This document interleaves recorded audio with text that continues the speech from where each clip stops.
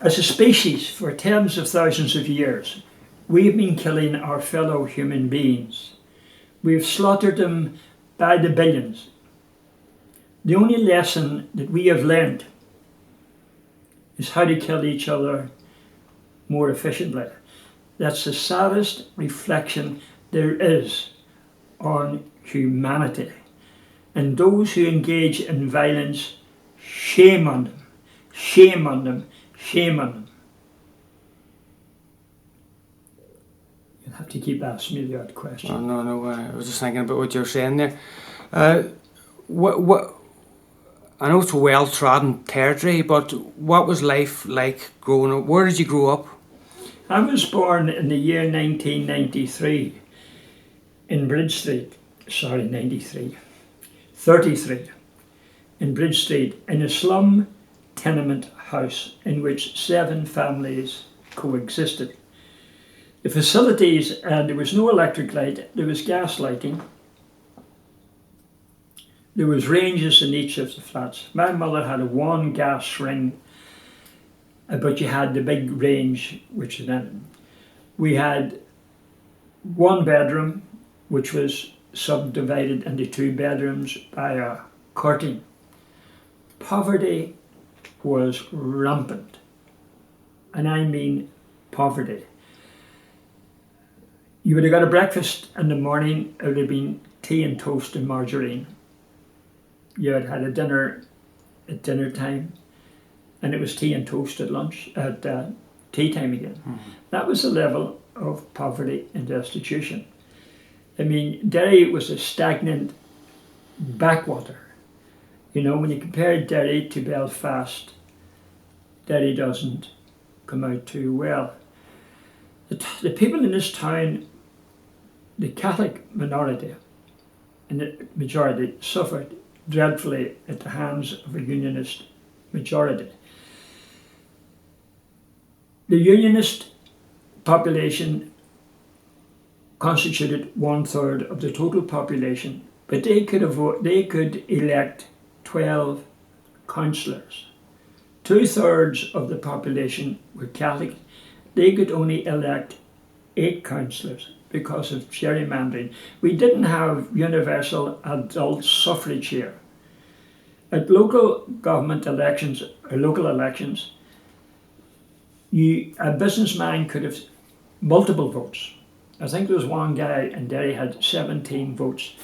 A person who was sublet an accommodation had no votes.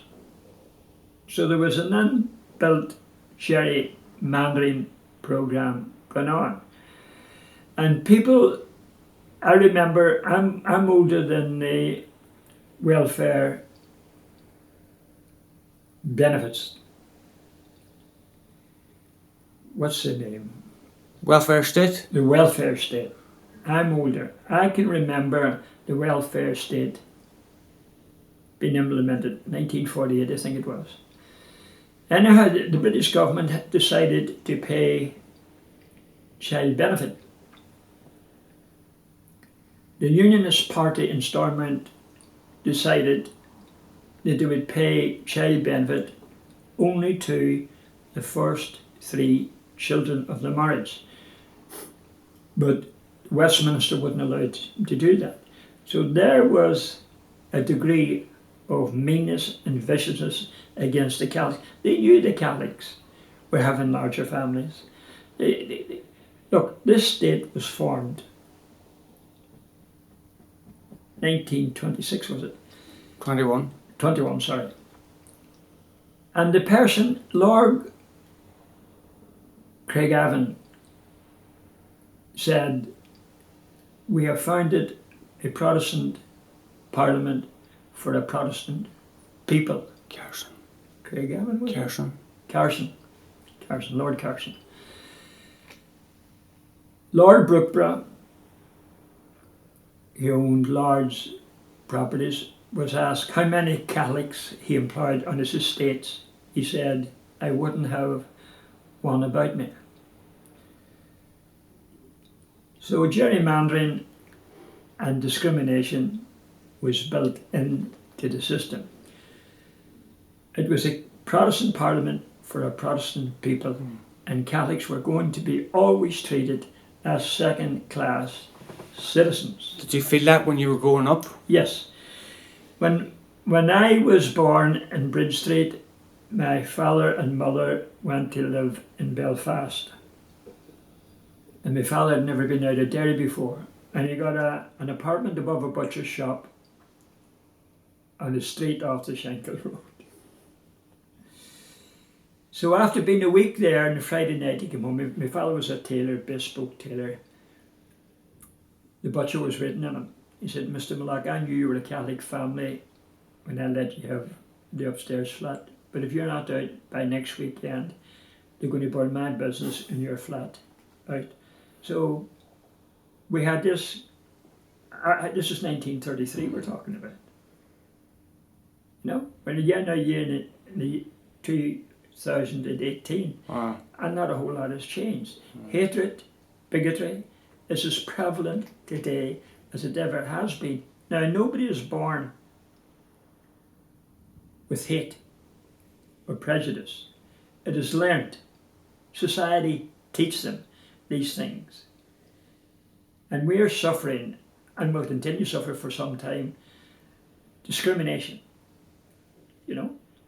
But demographically, Northern Ireland is changing. In 3 of the 6 counties, Catholics now have a majority, and probably within the next 12 to 15 years, there will be a Catholic majority in the country, in the north of Ireland, which means that there has to be a change of tactics by the unionist politicians. For instance, Arlene, the Prime Minister, what do you call her? Arlene Foster. Arlene Foster went to a Gaelic match. She actually came into this building a couple of weeks ago, and I was asked by management to meet her at the door. So they're going to have to change, not fundamentally, but change slightly, in the hope that they can encourage 10% of the Catholic electorate to vote for them. Now, my sad experience is this, that 4 out of every 10 Catholics don't want to have anything to do with an All-Ireland Republic for good reasons. Welfare state and welfare payments. They don't want. So the likelihood is that the Unionist Party will attract, when it mellows, its bigoted sectarianism, will attract Catholic voters. So that's the future for us. I don't see anything fundamentally changing. What was your first involvement with the civil rights movement back then? But when you were young and you were, say, angry, were you angry about the sectarianism? Yes. And what was the jump then that made you get involved? I went to England I got married and went to England to work. And we're talking about the days of conscription. So I got my papers to appear at a medical centre, and I refused to go. I was summoned to court, and it was a female. Bitch she was. Oh, you come here and take our money and you won't join our defence forces. I says, Madam, I come here and I work for whatever money I get. Take him away and have a medic. So I was arrested in the dock, held overnight, taken to the medical centre the next day for examination. The doctor said to me, we're going to forcibly examine you. I said, that's quite correct. It will be forcible. There's going to be blood on the ground. And it may not all be mine. Anyhow, he says to the 2 detectives, take him away. 2 nasty pieces of work. So I'm held overnight. And the old sergeant in charge of the prisoners in the police station was a lovely, lovely, lovely human being. I'm delighted to say this. He came in and he says, you know, young men like you should not be here. He says, I have to give you a meal, he says, and it'll be bread and butter. if you allow me to take four and 11 months out of your money that had passed in the desk, he said, I'll go down to the cafe and get you a proper meal. And that's what he did. It was lovely to meet a man of humanity. So I went back the next day, and it was a magistrate, lovely man. He says, how do you plead? I said, I'm guilty as charged. Well, he said, I want you to think very carefully of what I'm going to say. I could fine you £200, which I knew, and I could impose a 6-month sentence upon you. He says, but the penalty for you is I'm going to fine you £5. I said to him, I'm not paying. And then he started to plead with me. Oh, please, he says, for my sake, will you pay the £5? And I paid the £5. And I was working as steward in Lords, and they sacked me because I was a conscientious objector. I've always been a conscientious objector against violence. And I eventually came home. And when I come home, it took a while for me. I had a job and I got a house. I then went and joined the old Sinn Féin. What a dreadful experience, full of old men. And I then started talking about housing and about jobs. Oh, that's the responsibility of politicians. We're here to free the country. So I left. Then the Republicans came along. It was a new breed of young people. So I became involved with them. What I was doing, I was searching for people. Like when I came home, I'd put an advertisement in the Belfast Telegraph. Strange advertisement. Wanted men of concrete action to do something positive against religious discrimination in jobs and housing. I got about 15 replies. 5 of them were Protestants. They never turned up. And when I met with them, I had a meeting in a hall called St Mary's Accordion Band Hall in the Leggy Road. It's long since gone to redevelopment. But they got off sides very closely. And I think it was the first protest march in Derry. Eddie McAteer organised it. I was at Shippey Street with a new bike, and Eddie McAteer came down with a group of, it was nearly 50s, group of individuals in tricolour above and they passed me, and I threw the bike up against where the entrance to Foyle side would be now, the bank there. I went down Shippey Street, and when I got to Guildhall Square, there was a whole scuffle going on, and James Doherty had the tricolour in his hand, and the policeman was trying to. I grabbed the tricolour, James Doherty's hand, and the policeman, I was 17 or 18, he started kicking me in the knees. The policeman? The policeman, yeah. I was a child at the time, 17 or 18. And the march then went on up William Street, right?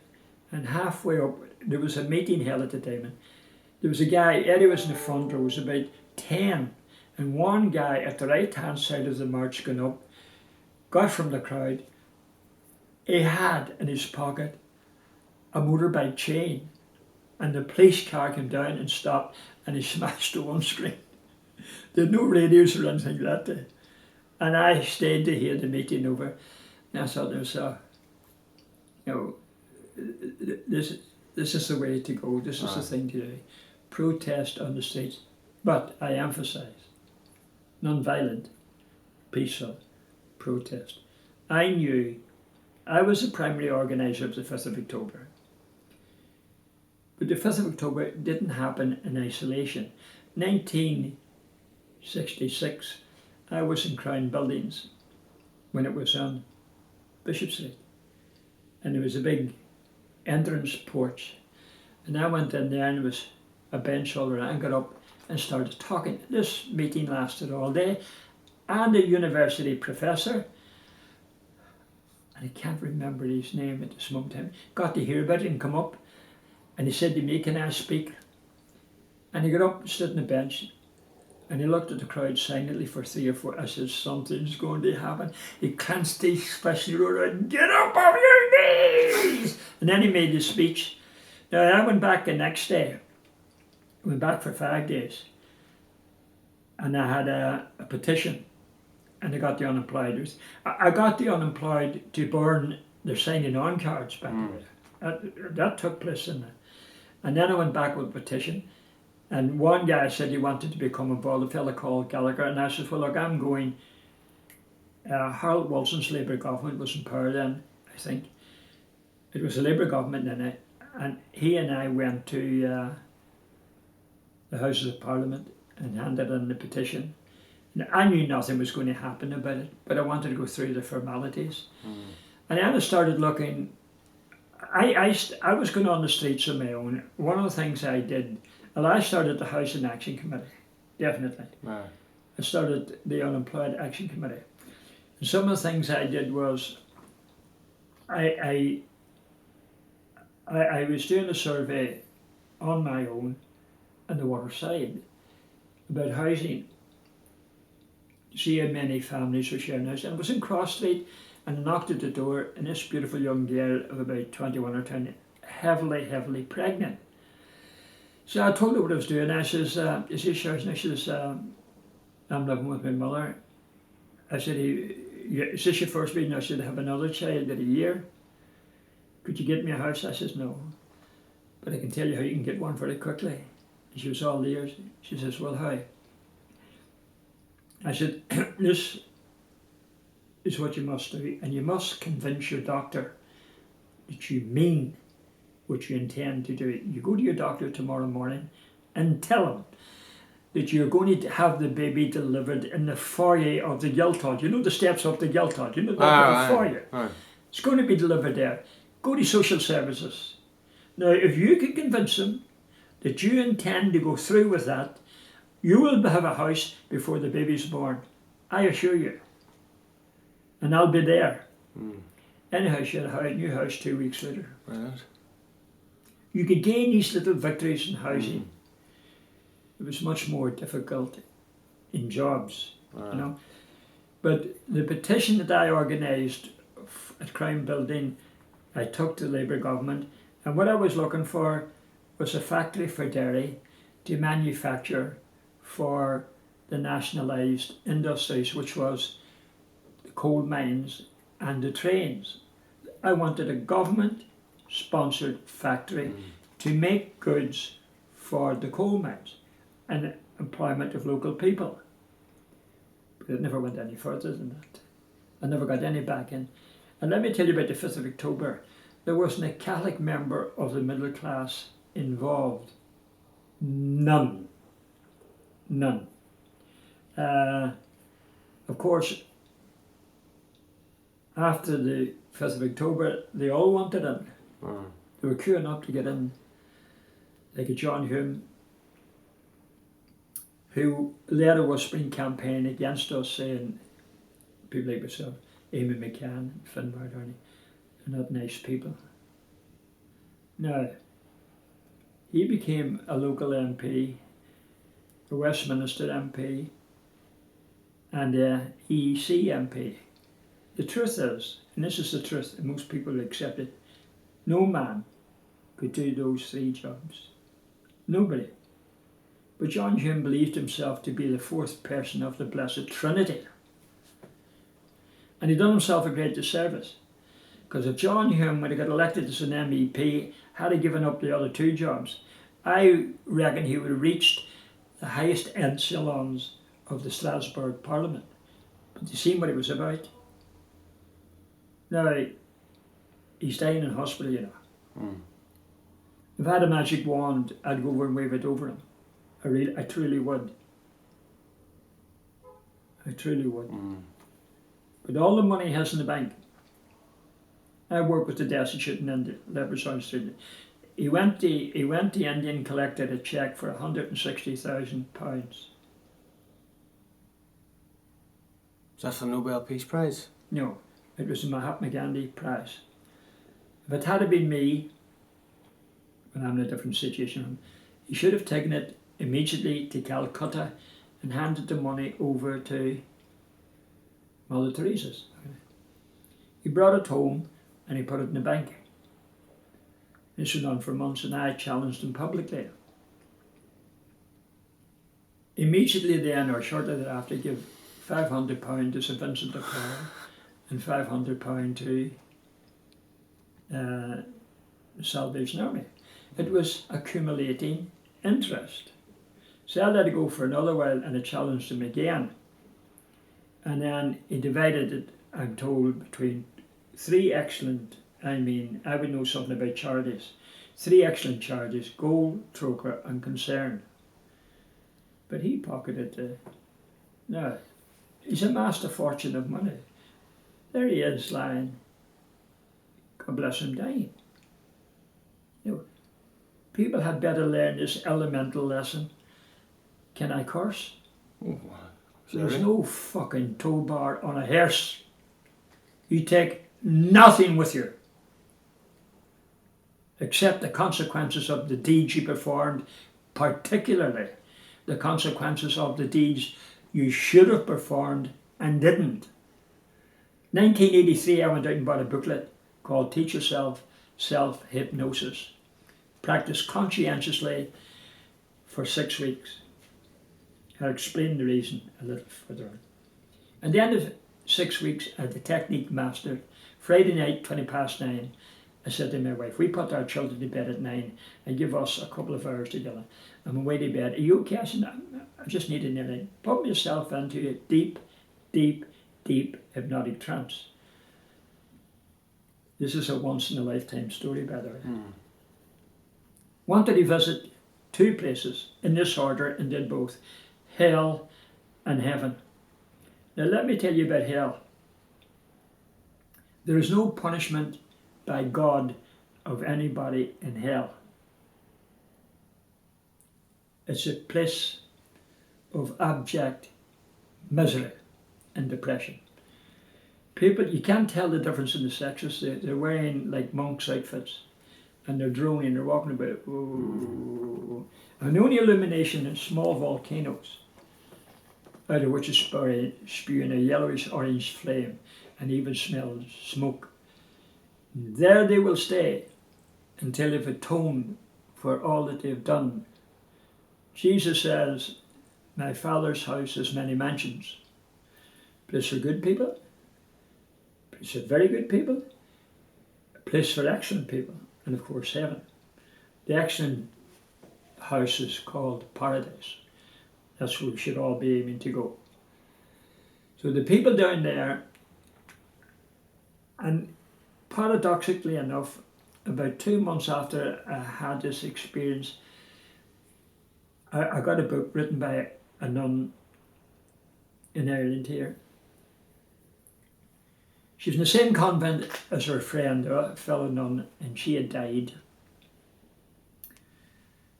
And the nun who was left in there started to get telecommunications from her. She told about the work she was doing, helping people to adjust, coming out of what she called purgatory. Now she tells this amazing story which caused me a lot of difficulty. That a young Jewess who was murdered in a Nazi concentration camp came out. The description is, a short time later, a camp commander of another different camp came out of purgatory. A short time later, what length of time that was. Now the question at posed for me was, what's happening here? What's going on? And the only explanation I could come up with is that the young girl had harboured hate with the camp commander. I mean, these guys had to do what they were told to do. I'm not absolving them. I'm not absolving them. But he probably was full of genuine remorse. Well, Shakespeare's right, he said, there's more in heaven and on earth than is thought of in your philosophy, Horatio. Do you want me to tell you about heaven? Well, I felt myself way up in the clouds, some indefinable spot away in space. And I'm looking around. The colours are beautiful. The blues and the whites are the only colours. I'm looking around, and there's nobody there. I asked myself, this is heaven. Where is God? Where is Jesus? Where are the disciples? Where are all the saints? And I turned round to the left and I looked to the left. And there was a Second World War field artillery piece with the wheels that height. And growing round it was ivy and lily, small lily of the flag. And you could see the contours of the cannon. And I looked at this thing in absolute amazement. And I says to myself, that's become a very beautiful object. And then I thought to myself, and the most beautiful thing about it is, it's never ever going to be used in violence. And then I thought to myself, the next thought was, well, if I'm in heaven, God has to be here. Bang! I could feel an explosion of light penetrating my body. No pain, just an explosion of light. And I looked at myself, and the light was pouring through my body, and ever increasing arcs. Couldn't believe what I was seeing. And I can't describe it. I just can't describe it. It was absolutely incredible, beyond my power or anybody else's power to describe accurately. It was an amazing phenomenon. These ever increasing shafts of light going on. Then I thought to myself, whatever's causing this phenomenon is 180 degrees behind me. So I very slowly turned round, not daring to speculate on what I was going to see. Right? And when I turned round the 100, there's a disc of light that size. It was 1,000,000 times brighter than the sun. And I looked at this phenomenon and says, I should be struck blind immediately. But it had no adverse effect on me whatsoever. I just stood there in absolute amazement. I didn't know what to make of it. I was just totally amazed by the whole experience. And then the thought came into my mind from the Bible. I thought to myself, the Bible has got it right. It describes God as being light. And I made a hasty exit from heaven. Now, nobody ever is going to tell you a story like that. No. And it's absolutely true. Was it a dream or what was it? I put myself into a trance. Did you? It wasn't a dream. Aye. I never lost consciousness. Why at that time did it happen, but? Because I went out and bought the book. I've always been questioned. The big question of life is this. Here's the big question. And I've written on the subject extensively. What will happen to me? The most important question in life. Where and how will I spend the rest of eternity? That's the important question. Everything else comes secondary. When I die, what are my experiences going to be? Where and how will I spend eternity? Actually, I've written a book called Live the Beautiful Life, which is about this subject. So I've always been interested. I mean, I struggled from the age of 14 to 17. I was going to go to be a priest and would have gone had my education be better. I left school at 13 and a half and missed a whole lot of schooling. And boy, am I glad I didn't go. I would have left. I would have simply left. Because religion is a fraud. It is a fraud from beginning to end. And I've read, when I realised that I'd missed out on an education, I decided to compensate by reading the great thinkers throughout history. Now, listen.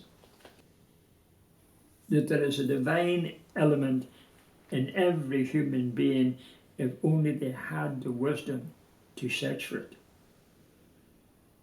That's the conclusion that I arrived at. And I have tread this spiritual path now for the past 40 years. There's still questions I ask. But it's wondrous the things you can learn. The greatest advice, and I seem to be the only twit, and I describe myself accurately as being a twit. Jesus made this statement, of myself. This is a man now that the Catholic churches would tell you is God. Of myself I can do nothing. It is not I but the Father.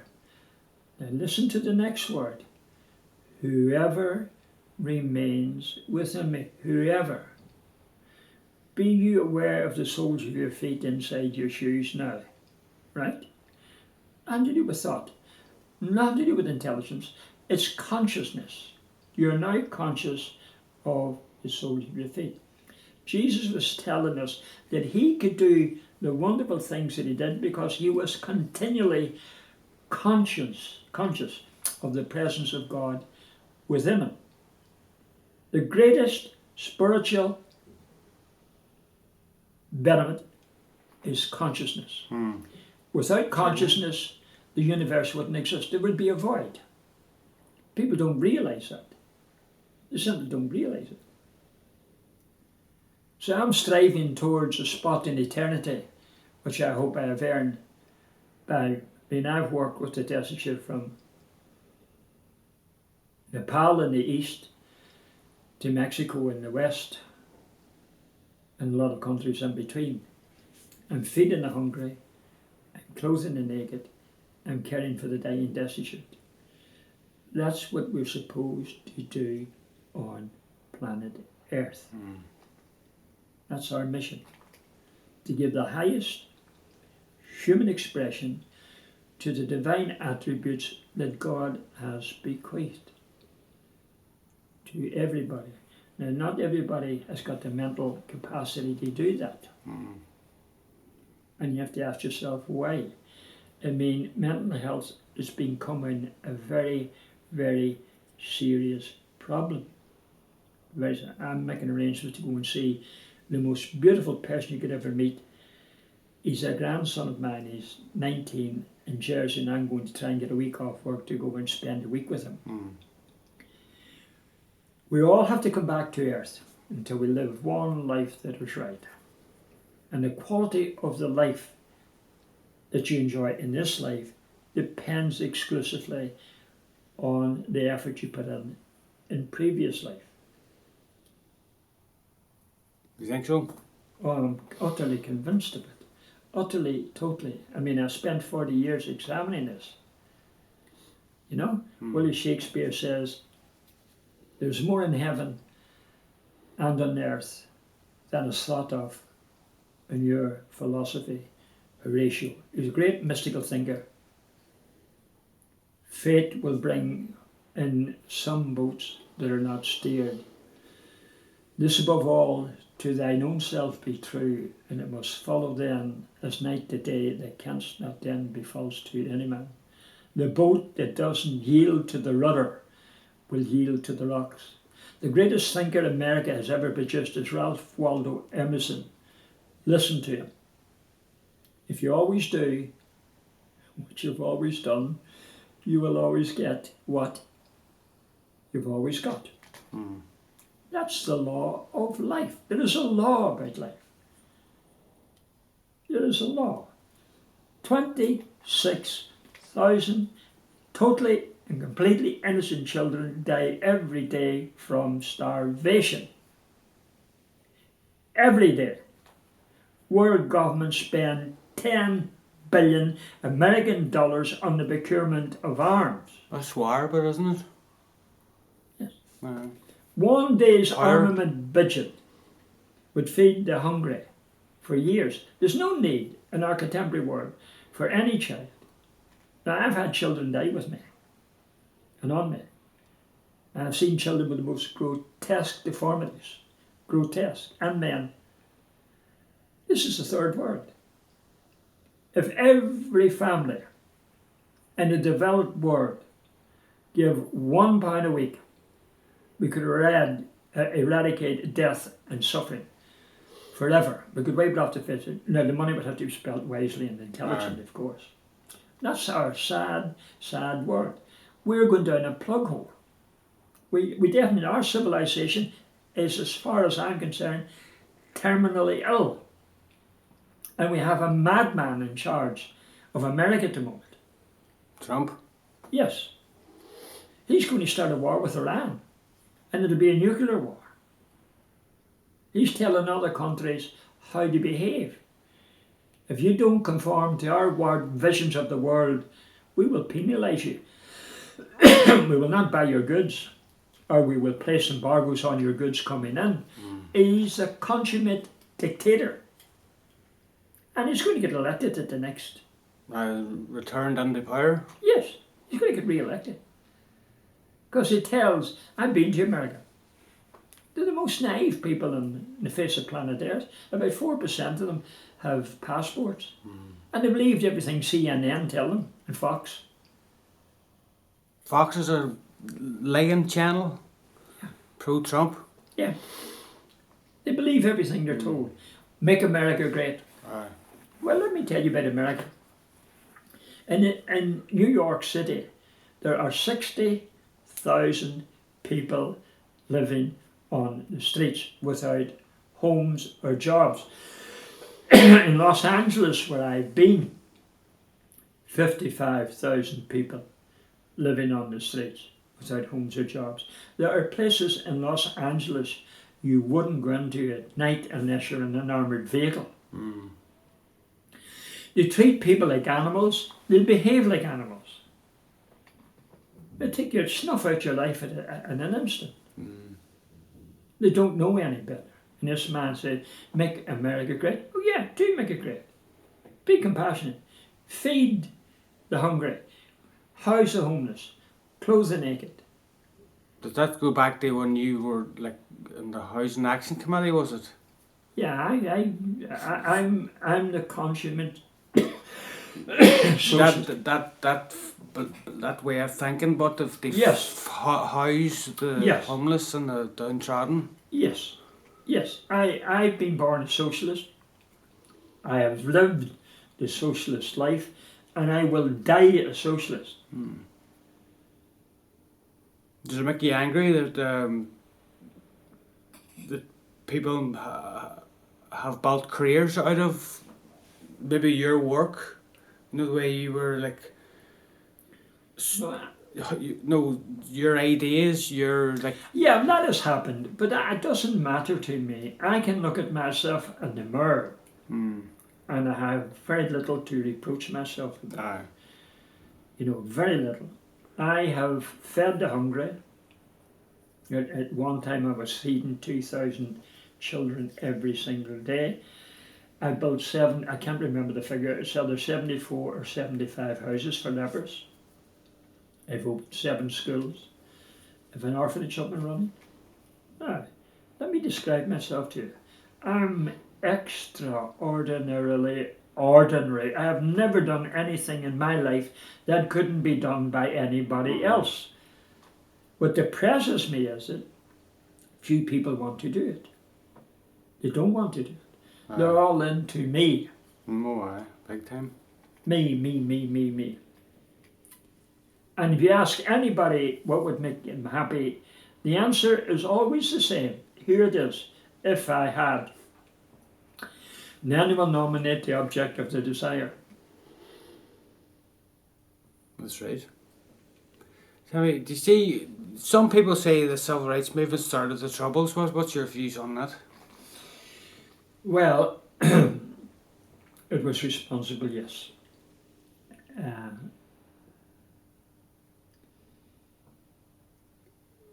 But my advice to people, look, when I went out on the 5th of October, I had 6 hankies. New suit, 6 new hankies for use as bandage. That's exactly what they were used for. But I was an advocate of non-violent opposition. It was the police who started violence. I gave an interview to BBC today, and they were showing it on the screen as I was talking about. The police attacked peaceful demonstrators. So the state bears the responsibility for the violence. They bear the responsibility.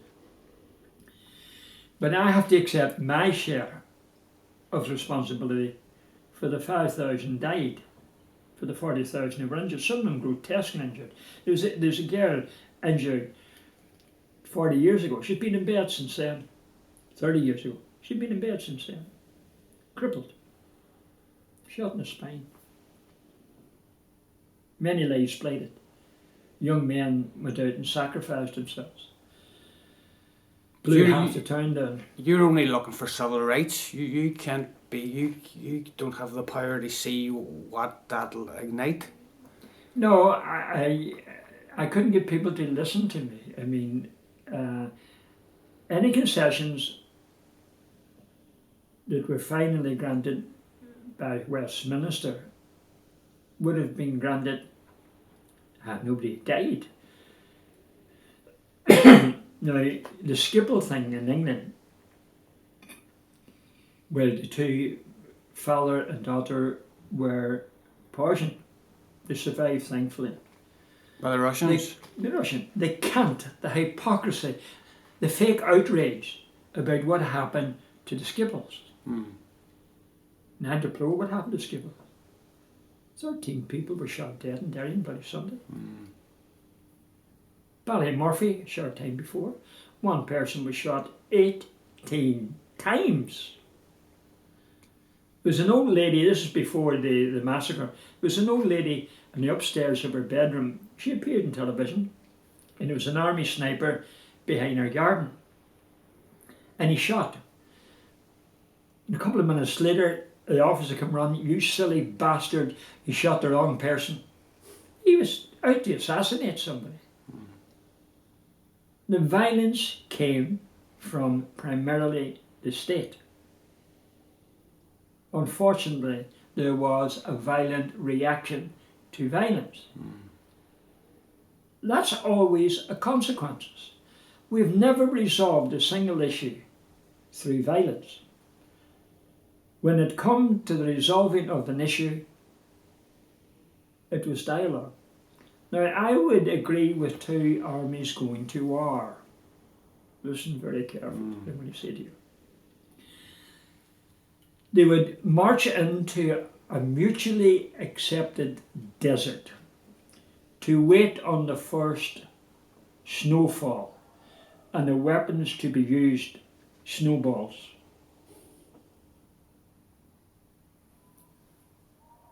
There should be no such thing as war. There should be no such thing as violence. Nobody's ever died of a snowball, have they? Right.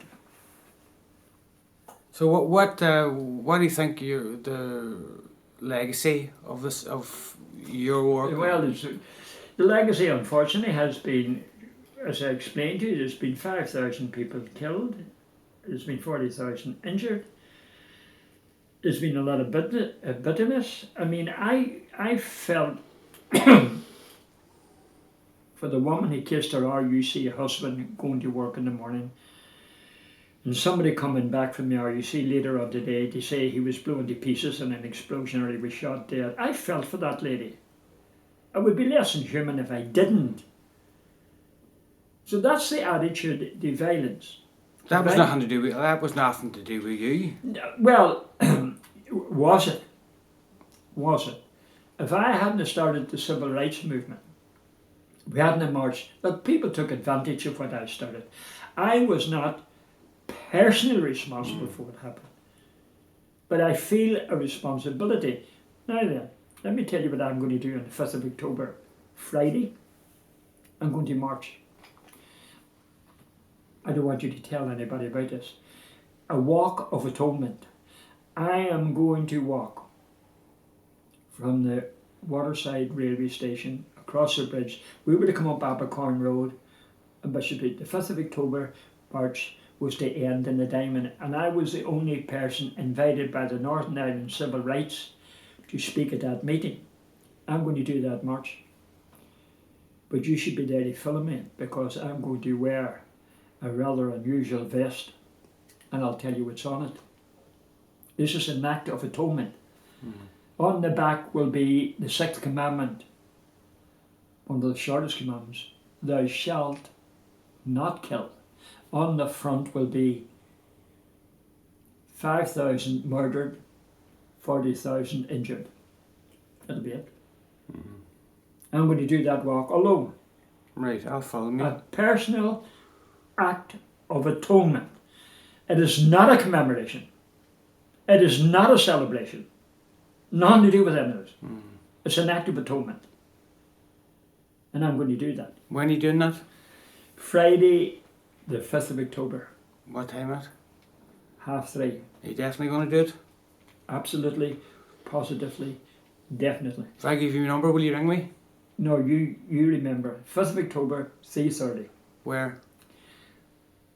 Come to Waterside Railway Station. Just 3:30 there. Or you can meet me at the Diamond. 3:30. 3:30. Right then. Okay, I'll be there. Don't tell a whole lot of people. No, I won't tell nobody. I want this to be an act of personal atonement. I want to express my personal, deep felt sorrow and regret for all the pain, all the suffering, and all the deaths that were inflicted upon us. I mean, the Provost killed more Catholics than did the British Army and the Protestant paramilitaries. Like, they were all involved in it. Violence only begets more violence. But do you not think that people that want to have a go at the civil rights movement might like to hear what you're saying now? I'm sure they won't want to hear it. But the truth, it's not my truth. This is not my truth. This is my expression of what is true. Thou shalt not kill. And those who kill have got a very bleak future when they leave planet Earth. I mean, I pity the killers. I really do. I pity those who have murdered. I know, having told you about visiting hell, I know what experiences they're going to have. Do you think hell's full of provosts and men in the British Army? Not particularly provosts. It'll be full of murderers and killers. And they will have seen where they could have gotten to. And they're there. They will eventually come out of it after they've paid the price of atonement. I don't know how long that will go on for. Depends on the sorrow and the regret and the remorse that they feel. Do you still have memory? Do you still have first-hand memories? You know, it's a long time ago of Bloody Sunday. Yes, I photographed it. No, do you still have it in your head? Oh, very vividly. Young Hugh Gilmore. Let me tell you, the Catholic middle class didn't march on Bloody Sunday. John Hume, Paddy Doherty, the only person. They were told by Inspector Lagan, who was the Catholic Chief of Police in Derry, not to march on Bloody Sunday.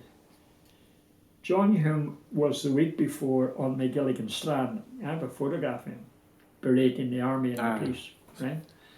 He didn't march. He knew what was going to happen. Now, on that day, Bishop Daly broke down. He went to pieces in my company, totally shattered. And I couldn't understand it at the time. And I said to him, look, he wasn't Bishop then. Like I said, Father Daly, pull yourself together. We need to be of some benefit to the people here. He knew what was going to happen. And credit to him, all credit to him, he came out and marched. One of the priests, after the Mass and Bloody Sunday, was warning the parishioners. It didn't announce it off the altar. He was warning his friends, don't go near the march today. This is a priest. Now, if Hume and the other middle class had come out and marched, the very real probability was that nobody would have been shot dead. Why do you think that?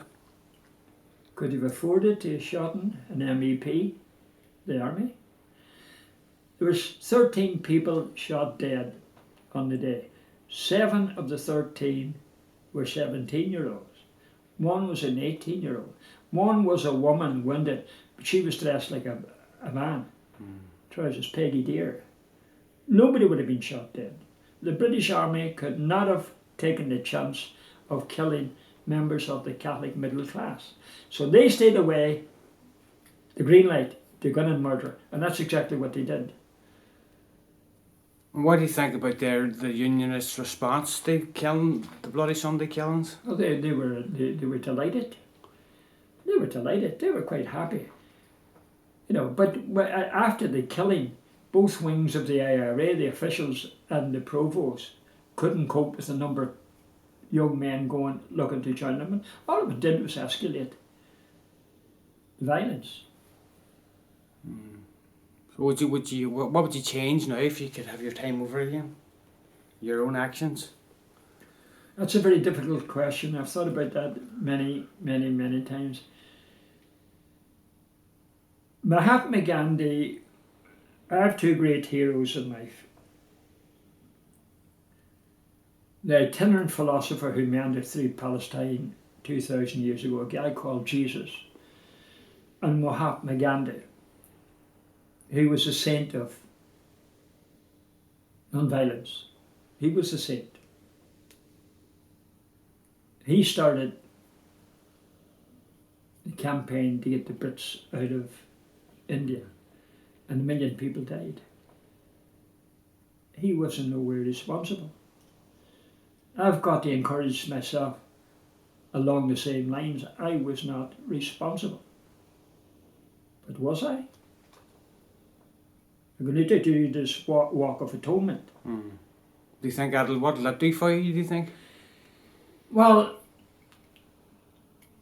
I'm not looking for anything out of it. I just want people to know that there are some individuals who were there at the beginning of the Troubles, sorry for the loss of life and the suffering that the loss of life caused, not only to the injured but to the relatives. I mean, the suffering. I told you about a young girl, she'd been in bed for 30 odd years. Since a bomb or something? Oh, she was put in the car and there was IRA members, and boy was filming about with a gun and he accidentally shot her. And I went and spoke to her. My information is that he never visited her. He never went to say he was sorry. IRA man? Yeah. Probably too full of shame. He didn't mean it. It was an accident. It's an accident that never should have happened. It's still part of it, isn't it? She saw the gun and she wrestled with him, the gun. And it kind of happened. I went in the house one night looking for a guy and he wasn't there. And his girlfriend went over to the drawer and she pulled out a Colt automatic. And I pulled it out of her hand. I says, never do. She pointed at my head. I never do that. I pointed to the ground and pulled the trigger, thinking there was nothing in it. Bang! Bounced off the wall, bounced off the ground, the wall, the ceiling, and down the floor. If she had pulled, or if I had pointed to her, I pulled the trigger, thinking there was nothing in it. Some fright that. Well, let me tell you a story. This is absolutely true. I'm at the top of Fawn Street, right? High flats, and this lady called Bar, Eamon, will you come up and see me? And I said, yeah, this is God's honest truth. And I went up and her big son, handsome big guy, was coming, he's there. And I and report, she said to me, what do you think of him? And I thought to myself, well, I'm heterosexual. I said, there, what's the problem? And he came in and that says, he's joining the RUC. If you have any advice to him, I says, not to join. Don't organise him. If you do join, don't come home on leave. That you must not do. About 4 months later, I'm in Westland Street and there's a whole hassle going up the top of Westland Street. And I went up, I said, what is happening? They got a plainclothes policeman and they gave him a hiding. I knew immediately who they were talking about. I said, where is he now? He's up in St John's School, the top of Breeze Lane. So I went up. And they had a first aid post there open in the school 24 hours a day. And I went in, Dr. Cosgrove, he was lying on a stretcher, pretending to be unconscious. I winked at the dad, I said, he's got to go to hospital. He says, yeah, he has. Bang, bang, bang on the door. I went to the door, 3 guys, Colt automatic revolver. The one I nearly got shot, not the same one, but now I said, what do you gentlemen want? We're going to shoot the fucking policeman. I says, you're going to what? He says, going to shoot. I says, well, I've got a bit of information for you. You've 2 people to shoot. What do you mean? I said, you're going to have to shoot Eamon Melaugh. Be and no doubt about it, you're going to have to shoot me. I want to tell you something. It's a first aid post covered by the Geneva Convention. If you harm anybody in here, it's a war crime and you will pay a dreadful penalty. Go over to the corner and have a talk among yourselves. You're not taking them. So when Doran had a kerfuddle, one of them's buried 7 months ago. They were wearing hoods, but I knew who he was. And he says, he's not going to Alton. Actually, I told him he has to go to the hospital. He's not going to Alton. I said, well, that's okay. I'll deliver him to Kenny. And I went down, and the doctor says, put him in my car and take him up to the. I says, oh, doctor, oh, no, they're standing out there. He and I in the car, they'll shoot the 2 of us. Fucking lack of intent. What'll they do? What'll they do? You panic. I says, 2 things. Phone an ambulance from Melaugh Gavin to come here to collect him. Take him to the border. Phone a Letterkenny hospital for an ambulance to come to the border. They wouldn't let me go in the ambulance. The doctor says, take the car and go out. And I went out. When she'd have seen police and army on both sides of the border. And the major of the Grenadier Guards, oh, Mr. Melaugh, he said, you were wonderful this evening. The place bugged. Is it? Yeah. Which place? The first aid. First aid station? Yeah, it bugged. I actually have a photograph of the copy of the bug. Anyhow, I said to him, shh. I went and saw the guy in charge of the place. I said, my life could very well depend on this. Is this transfer going to take place? Oh, he says, yes. So I said, do nothing until I come back. And I went across the border, and the Gardaí Síochána. I said, you're going to deliver this man to Letterkenny Hospital. I'll pay for my life if you don't. Oh, yeah, done. So the transfer took place, and I went in to the doctor and told him what happened. But I said to the teacher, I says, this place is bugged. I says, and I have a photograph of it, and on it there's a big crude thing. On it is RLD, radio listening device. And several weeks after we got it, 2 young fellas came to me, they had a pigeon shed, and were dismantling the pigeon shed, and underneath the RLD fell on the ground. They come across, I have the photograph of the 2 of them, they took it away with them. Was that in the papers or something? I heard about that. I can't remember, but I did say to Joe, if you keep that long enough, it'll be worth a great deal of money.